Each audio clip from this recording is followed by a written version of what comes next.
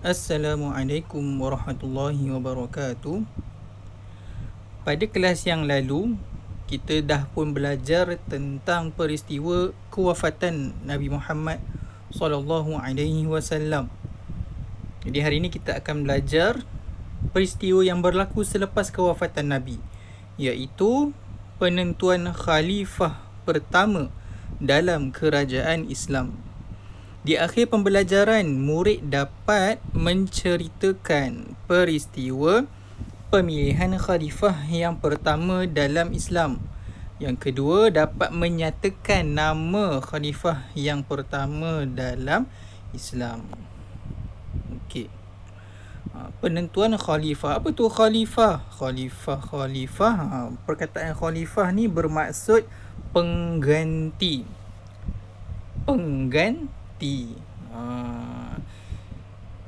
Nabi Muhammad SAW adalah ketua negara Islam Madinah. Jadi apabila Nabi wafat, Nabi meninggal dunia, sudah pastilah perlu seseorang untuk menggantikan Nabi untuk menguruskan hal ehwal negara Islam Madinah. Jadi pelajaran kali ini kita akan belajar macam mana penggantian tersebut berlaku. Okey, siapa yang nak tengok buku teks boleh buka buku teks muka surat 60, ataupun yang tak ada boleh tengok dekat skrin je, sama saja. Unit 1, penentuan khalifah pertama dalam kerajaan Islam selepas Rasulullah SAW. Okey, tak ada teks, cuma ada gambar je. So kita tengok muka surat sebelah. Baca dan fahami. Ketika Nabi Muhammad SAW masih hidup, baginda tidak pernah mencadangkan tidak pernah mencadangkan siapa dan bagaimana hendak mencari pengganti baginda SAW. Okey, kita fahamkan dulu. Dia kata semasa Nabi masih hidup, Nabi tak pernah pun bagi tahu para sahabat ni nanti kalau Nabi wafat, Nabi tak pernah pun mencadangkan siapa atau macam mana nak cari pengganti Nabi nanti. Okey, kita fahamkan. Okey. Perenggan kedua.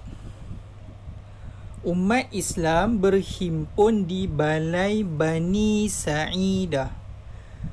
Highlight sikit, Balai Bani Sa'idah. Nama tempat lah. Balai tu macam dewan lah. Balai, nama balai tu, nama dewan tu Bani Sa'idah. Jadi umat Islam berkumpul di balai tersebut, balai Bani Sa'idah tersebut setelah kewafatan Rasulullah SAW. Mereka bermesyuarat berkaitan siapakah yang bakal menggantikan baginda dalam memimpin umat Islam. Setelah berlakunya perbincangan, Umar dan Abu Ubaidah mencadangkan Abu Bakar As-Siddiq dilantik sebagai khalifah pertama yang menggantikan Rasulullah SAW. Akhirnya, cadangan mereka berdua disepakati oleh sahabat-sahabat yang lain. Okey, kita fahamkan dulu perenggan ni. Perenggan tadi diceritakan masa Nabi masih hidup, Nabi tak pernah bagi tahu sahabat macam mana nak cari pengganti Nabi.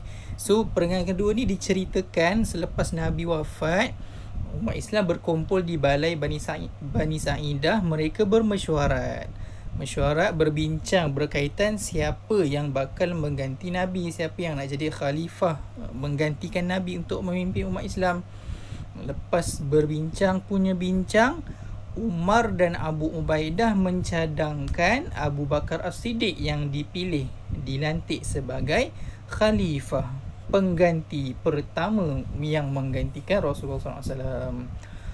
Akhirnya lepas bincang, akhirnya cadangan mereka berdua. Siapa mereka berdua?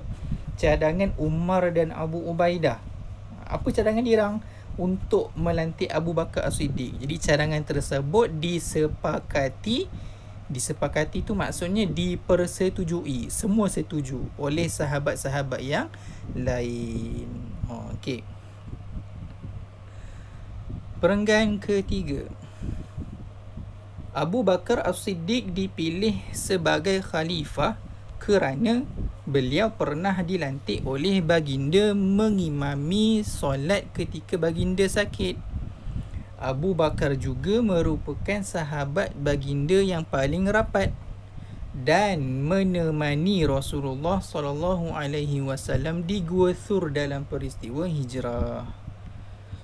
Jadi perenggan ketiga ni diceritakan tentang kelebihan-kelebihan ataupun apa yang specialnya Abu Bakar ni. Dia begitu orang yang paling rapat dengan Nabi. Sampaikan waktu Nabi sakit, kan kita dah belajar pada pelajaran yang lalu, masa Nabi tengah sakit nazak tu, Nabi tak larat nak solat tu, Nabi minta Abu Bakar As-Siddiq untuk menjadi imam. Maksudnya daripada banyak-banyak para sahabat, Abu Bakar antara yang layaklah untuk menjadi ketua, menjadi imam.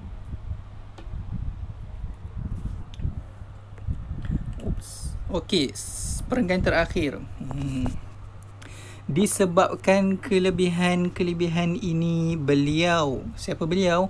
Abu Bakar As-Siddiq telah dipersetujui oleh semua sahabat dari kalangan kaum Muhajirin dan Ansar untuk menggantikan baginda. Habis. So kita tengok balik kat depan ni. Di akhir pembelajaran, murid dapat yang pertama menceritakan peristiwa pemilihan khalifah pertama. So kita ingat balik macam nak ceritakan dia, apa yang berlaku. Masa Nabi hidup, Nabi tak pernah cadangkan atau beritahu bagaimana nak pilih pengganti Nabi.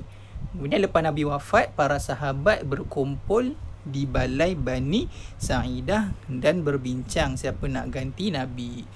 Kemudian Umar dan Abu Ubaidah mencadangkan Abu Bakar As-Siddiq. Kemudian setelah perbincangan, semua cadangan Umar dan Abu Ubaidah tu disepakati oleh semua para sahabat, semua umat Islam lah yang berbincang dekat situ. Okey. Yang kedua, menyatakan nama khalifah yang pertama dalam Islam. Siapa yang dilantik tadi tu, yang kita belajar tadi? Abu Bakar As-Siddiq. Selesai. Kita tengok sedikit dekat muka surat 62. Tahukah anda khalifah bererti pengganti, manakala pemerintahan disebut sebagai khilafah. Ini istilah bahasa Arab lah, khalifah dengan khilafah. Khalifah maksudnya pengganti Rasulullah. Khalifah Abu Bakar As-Siddiq, pengganti Rasulullah iaitu Abu Bakar. Khilafah Abu Bakar, pemerintahan, zaman pemerintahan Abu Bakar, macam tu. Okey, amalkan. Sentiasa bermesyuarat bagi menyelesaikan sesuatu masalah. Tamat. Habislah silibus sirah untuk tahun 5. Seterusnya saya nak awak tonton video buat buku aktiviti muka surat 25 sahaja. Atau kalau awak boleh buat sendiri, boleh terus buat. Tapi kalau tak tahu, tak faham nak baca soalan dia, boleh tonton video tersebut. Okay, Assalamualaikum.